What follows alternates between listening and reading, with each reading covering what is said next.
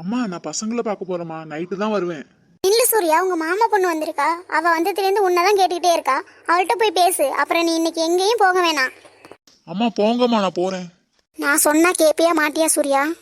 Okay mummy, நான் எங்கேயுமே போகல. நான் போய் ஸ்ட்ரேயாவே பாக்குறேன். ஏய் ஸ்ரேயா, உங்க மாமா என்ன உன்னை கண்டுக்கவே இல்ல. எங்க மாமாக்கு என்னைய தான் பிடிக்கும், நான் தான் அவருக்கு இஷ்டம், அப்படி இப்படின்னு பீலா விட்ட. ஏய் நீங்க வேணா பாருங்கடி, எங்க மாமா என்னை தேடி வருவாரு.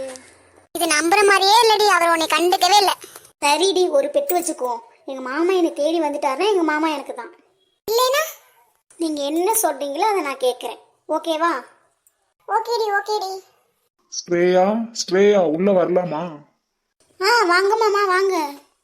சாரி ஸ்ட்ரேயா, எனக்கு டைமே இல்லை, கொஞ்சம் ஒர்க்கு, அதான் ஸ்ட்ரேயா உன்கிட்ட பேச மறந்துட்டேன்.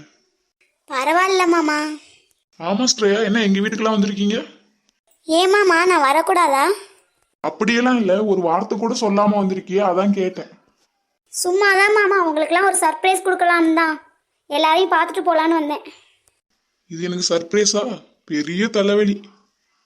சரி ஸ்ட்ரேயா, நீ இங்கேயே இருந்துட்டு எப்போ வேணாலும் பொறுமையா போ. நான் போறதுக்கா மாமா இங்கே வந்திருக்கேன்?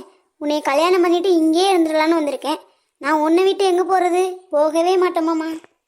ஸ்ட்ரேயா, என்ன யோசிச்சுட்டு இருக்க? ஏதோ சொன்ன மாதிரி இருந்துச்சு. அதுவா மாமா, அது ஒன்றும் இல்லை மாமா, சும்மாதான்.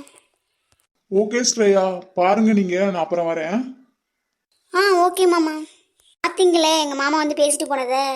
ஏய் ராணி, இங்கே பார்த்தியாடி? ஸ்ரேயாலாம் யாரு? வேற லெவல்ல. பார்த்தேன்.